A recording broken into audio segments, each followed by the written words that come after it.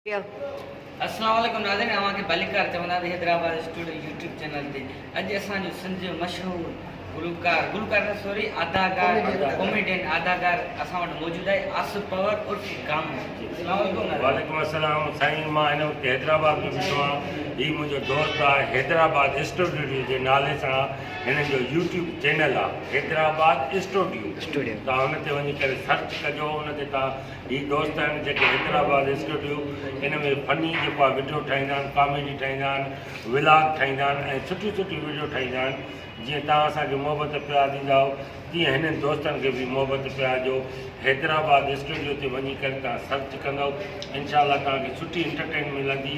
हे दोस्त तव्हांजे लाइ वॾियूं महिनतूं कंदा आहिनि त जीअं असां तव्हांजे चहिरनि ते मुस्कुराहट आणियूं, वॾी कोशिशि कंदा आहिनि।